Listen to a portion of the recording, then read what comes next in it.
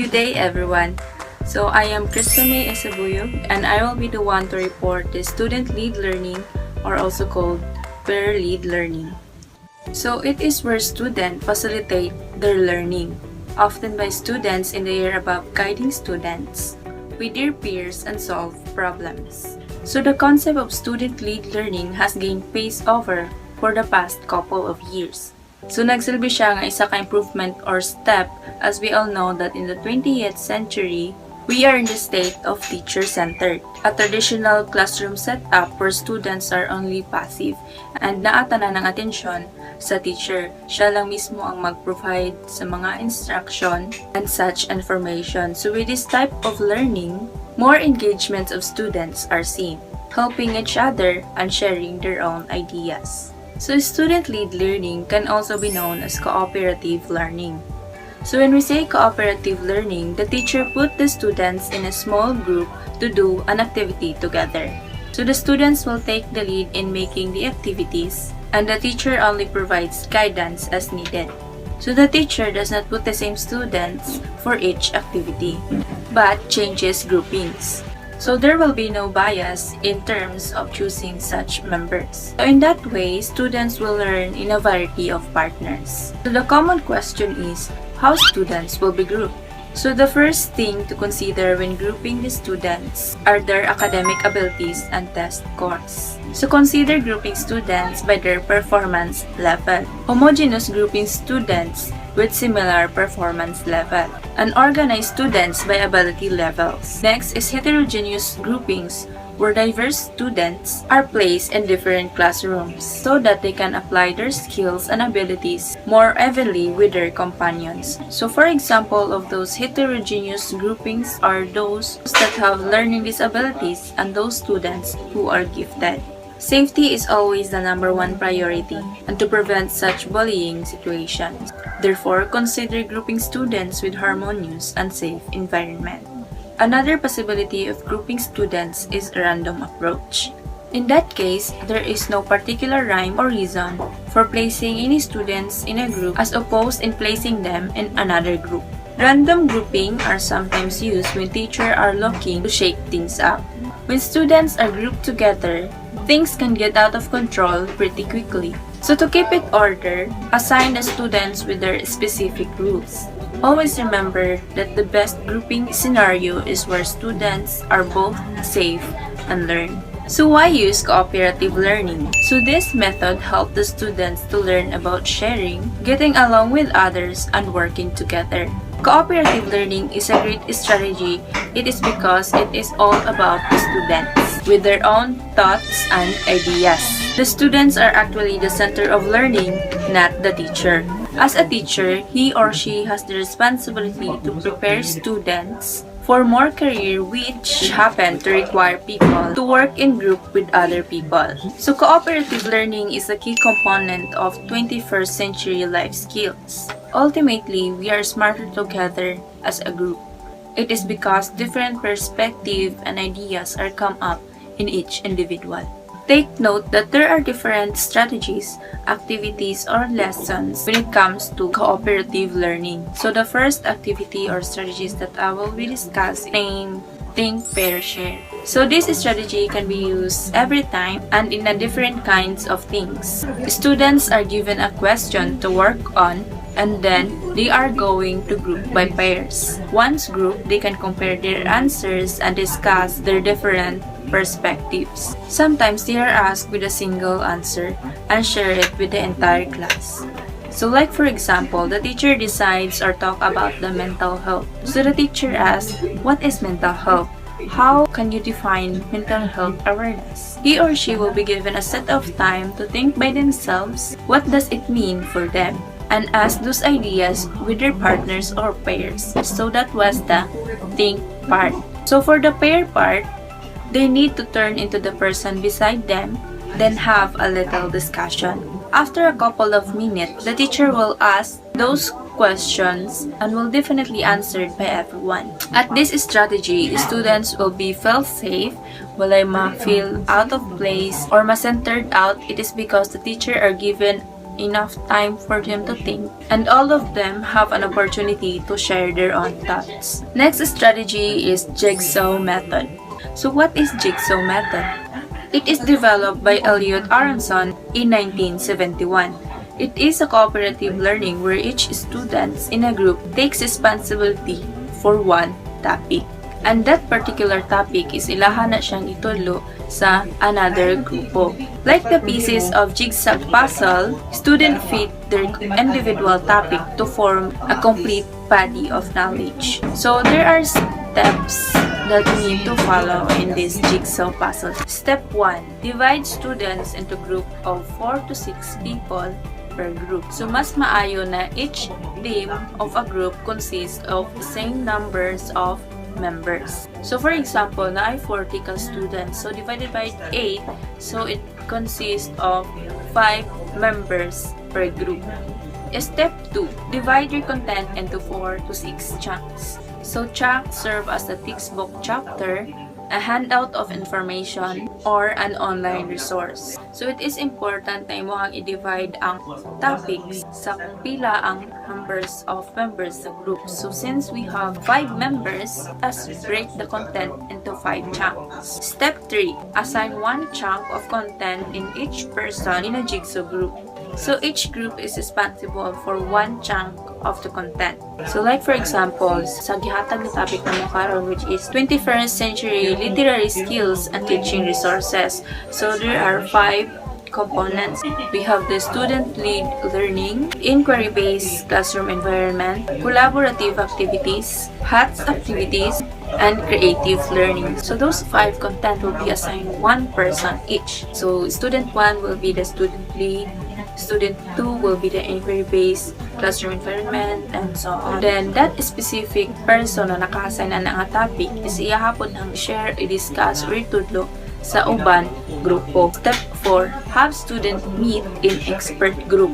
After each student studied his or her topic independently, so katong the same ang topic, will gather and share their own thoughts. So for example, sa group 1 to 5, ang student 1 or na-assign sa student lead is mag-gather and mag-share sila sa ilang ideas or thoughts about ang topic. In that matter, the gap of students' knowledge will be cleared up and filled. Step 5. Student return to their jigsaw group. So each student takes turn to present their topic. So if one will discuss, other members should be listen carefully, take notes, and ask a lot of questions after the student done his or her part. After sa isa ka member mag-present, another member of the group will present. Then step 6. Assess all the students on all the content. So it can be a basic quiz to ensure that all students got the basic understanding of that particular topic. It is important na ang i-appeal nga sa quiz is makover tanan topics nga na-assign sa each students. Kaya para mas makita kung nasa tanigid sa isa ka estudyante ang klase nga topic. So let us now proceed with the specific goals of student-led learning. So number 1, the students can understand what they are learned in a greatest possible detail. So with the help of different activities involved in this type of learning, the students will be involved with one another to share their different ideas and group together to fill up such gap. Number 2, empower our students with their learning and a sense of pride and accomplishment. Number 3, allow the teachers see what the students know and don't know. So at the same time, the teacher will serve as the facilitator and guide his or her students as needed. Number 4 is to improve students' oral communication skills. So with the help again with the different activities, students will develop their interaction with other people and share their own ideas confidently. So how to create a student-led classroom? First, asking quality of questions and teaching your students to do that. So paya sa kagay ng example, which is the activity of think, pair, share. So through questions nga gihatag sa teacher is maka-come up or maka-build up sila ideas about that particular topic that might answer that specific question. So this practice encourages critical and creative thinking and enhances problem-solving skills. So open-ended questioning encourages students clear communication and provides reassurance that their ideas and thoughts matter. Next is student evaluation of each other. So the teacher will be no longer the only grader. Students will also become responsible for an evaluation piece. Next is student feedback to each other. So it can be during discussion such as vocabulary and adding details and asking probing questions. Next is student lead discussion, then Socratic seminars. So Socratic seminars, it is a formal discussion based on a text in which the leaders ask open-ended questions. So within the context of the discussion, students listen closely to the comments of other students, thinking critically for themselves, and the responses of the thoughts of others. Second to the last, we have the structure.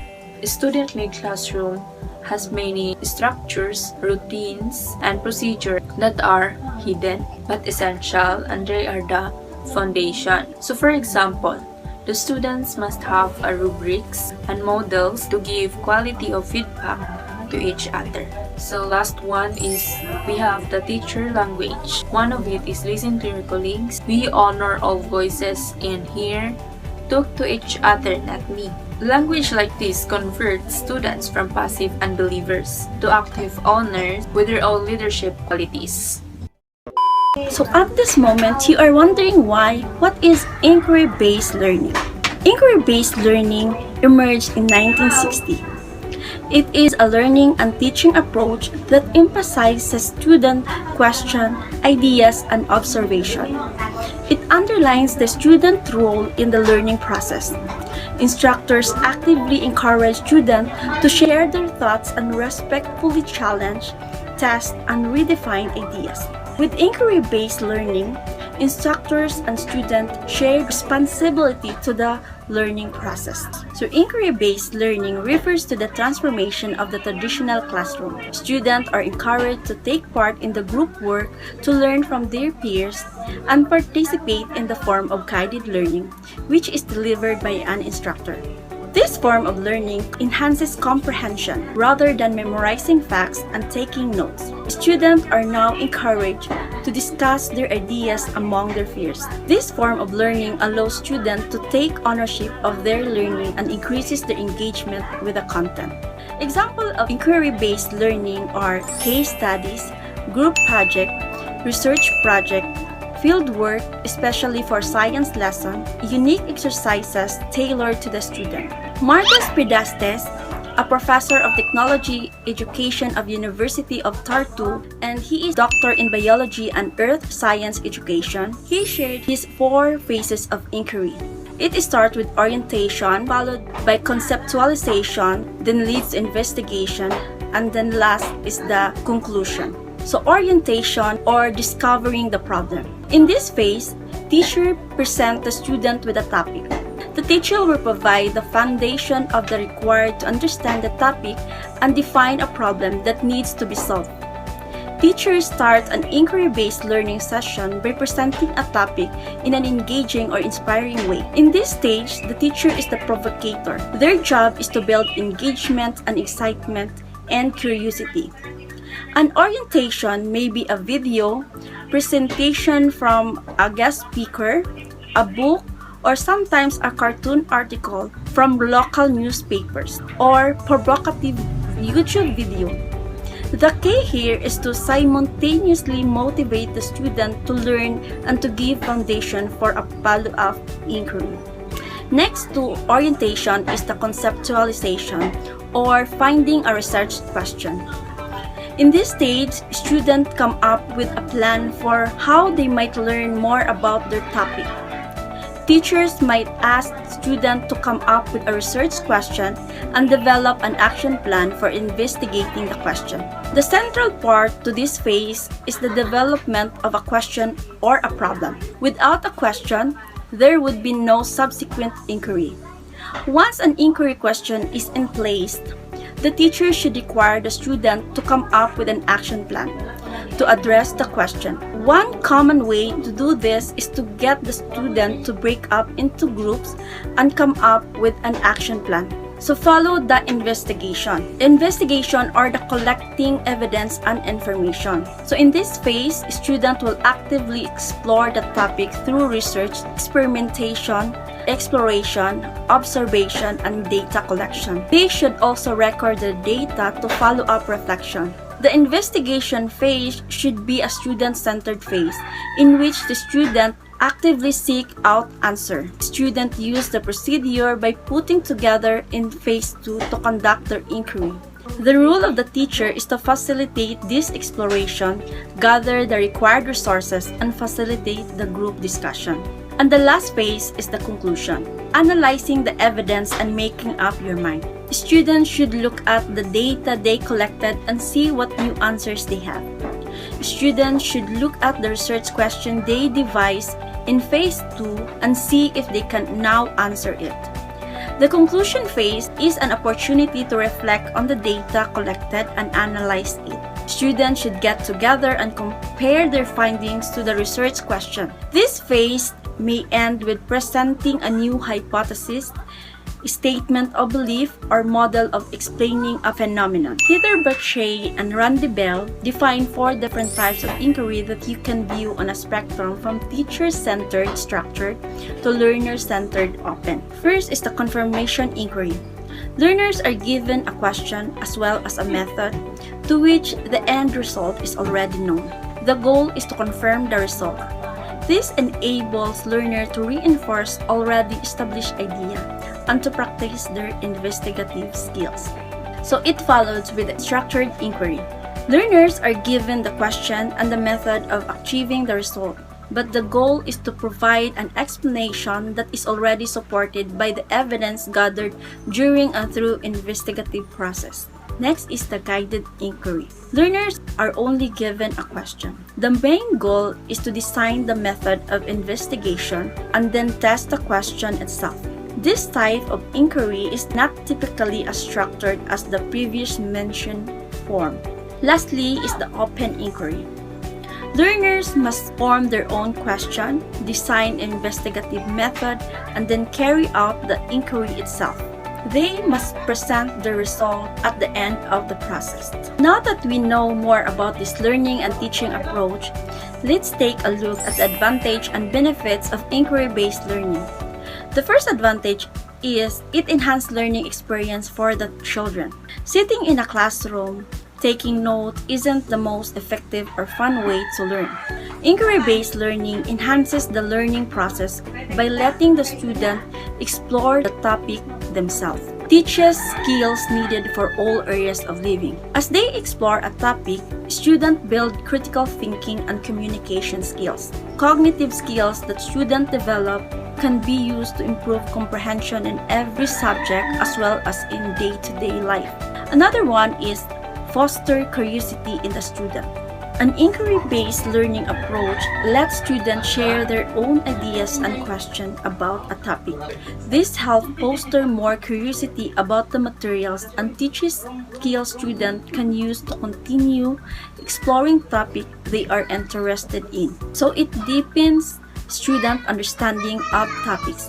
Rather than simply memorizing facts, student makes their own connection about what they are learning.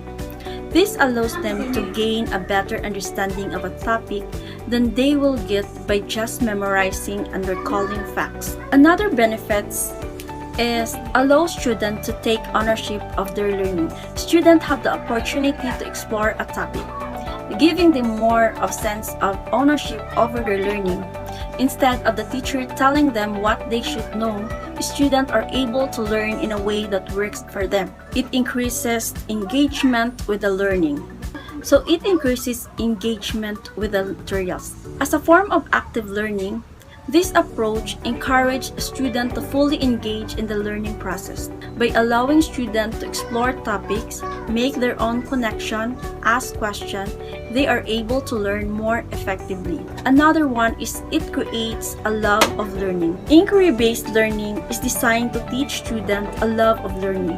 When students are able to engage with the material in their own way, not only they are able to gain a deeper understanding, they are able to develop a passion for exploration and learning.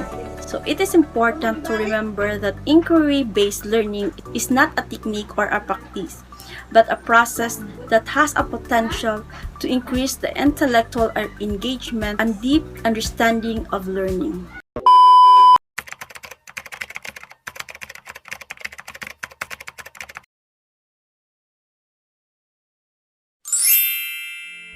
In the Order of the Phoenix, the fifth of the Harry Potter series, Dolores Umbridge takes over as the Defense Against the Dark Arts teacher and instantly transforms the classroom into this textbook-based, standardized, test-focused classroom.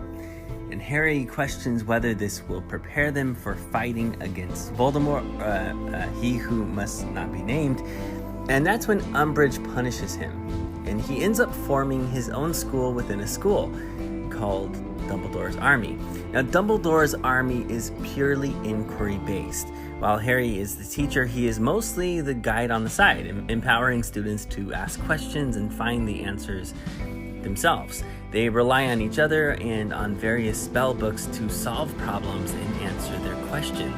It is a space of experimentation. And while the process might seem messy compared to Umbridge's standardized approach, the students learn at a rapid pace because they aren't wasting their time repeating what they already know.